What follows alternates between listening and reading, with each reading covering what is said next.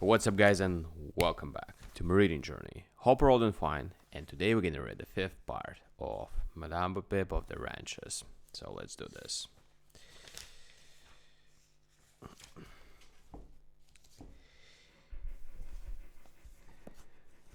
It's a home, Teddy, said Octavia breathlessly.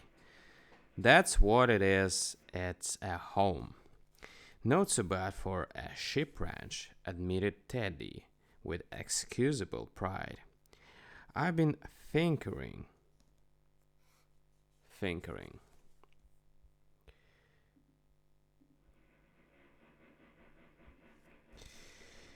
I've been thinking of it at odd times. A Mexican youth sprang from somewhere in the grass and took charge of the creams. The mistress and the manager entered the house.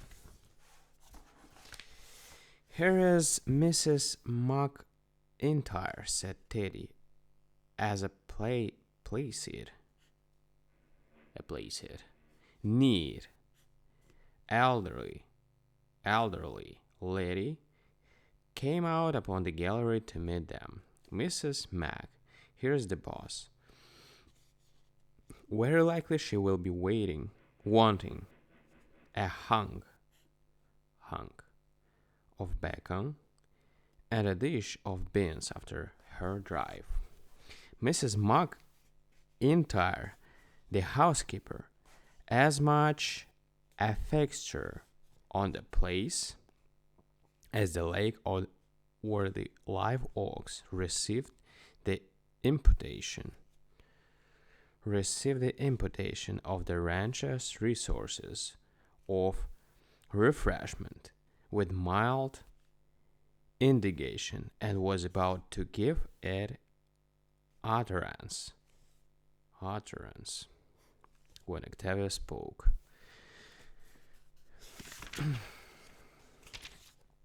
Oh, Mrs. McIntyre, don't apologize for Teddy. Yes, I call him Teddy. So does every one whom he hasn't duped into taking him seriously.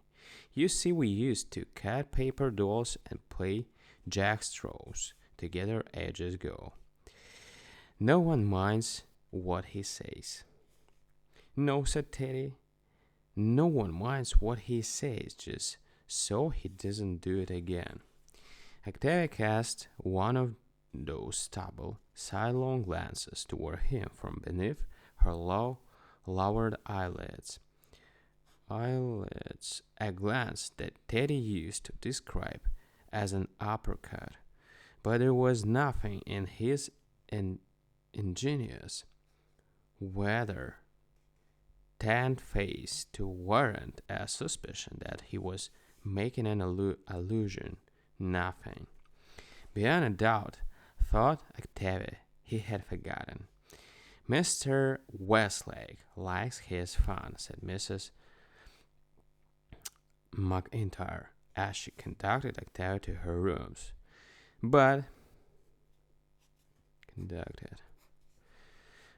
she added loyally, people around here usually pay attention to what he says when he talks in earnest. I don't know what would have become of his place without him.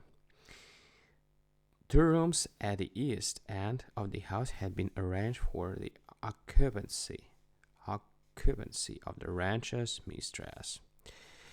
When she entered them, a slight dismay seized her at their bare appearance and the scantiness of their furniture. Scantiness. But she quickly reflected that the climate was a semi-tropical one and was moved to appreciation of the well-conceived efforts to conform to it. The sashes had already been removed from the big windows, and white curtains waved in the gulf breeze that streamed through the white jalousies. The bare floor was amply strewn with cool rugs. The chairs were inviting, deep, dreamy willows. The walls were papered with a light, cheerful olive.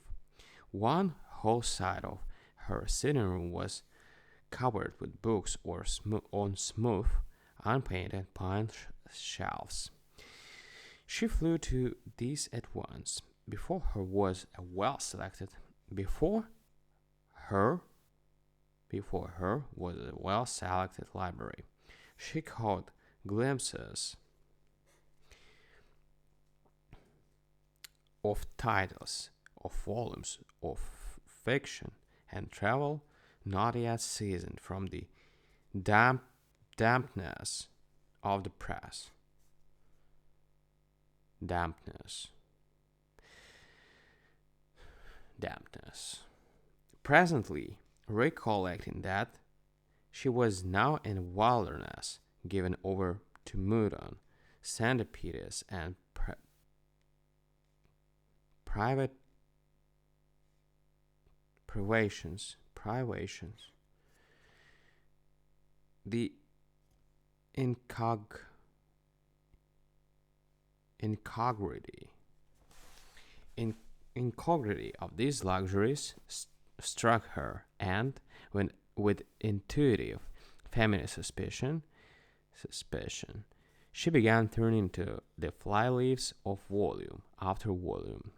Upon each one was inscribed in fluent characters the name of Theodore Westlake Jr. Octavia fatigued by her long fatiged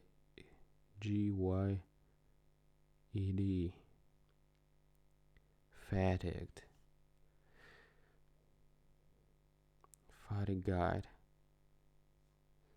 no idea what's the right pronunciation, but by her long journey, retired early that night. Lying upon her white cool bed, she rested deliciously, but sleep coquetted long with her. She listened to faint noises, whose strangeness kept her faculties on the alert. The fractions yelping of the coyotes, this ceaseless low symphony of the wind, the distant booming of the frogs about the lake, the lamentation of a concertina in Mexican's quarters. There were many conflicting feelings in her heart: thankfulness and rebellion, peace and disquietude,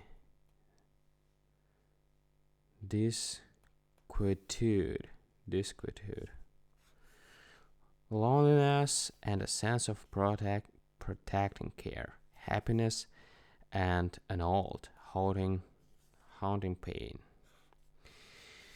She did what any other woman would have done: soft relief in a wholesome tide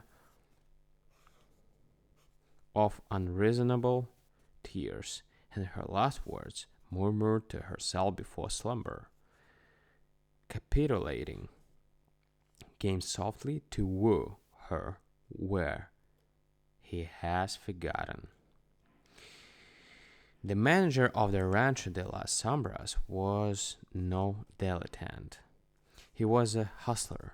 He was generally up, mounted and away of mornings before the rest of the household were awake, making the rounds of the flocks and camps. This was the duty of the major domo, a stately old Mexican with a princely air and manner. Princely air and manner. But Teddy seemed to have a great deal of confidence in his own eyesight. Except the busy seasons, he nearly always returned to the ranch to breakfast at 8 o'clock with Octavia and Mrs. McIntyre at a little table set in the central hallway, bringing with him a tonic and breezy cheerfulness full of the health and flavor of the prayers. Alright, guys, thank you for joining me today. See you tomorrow on the sixth part. Bye.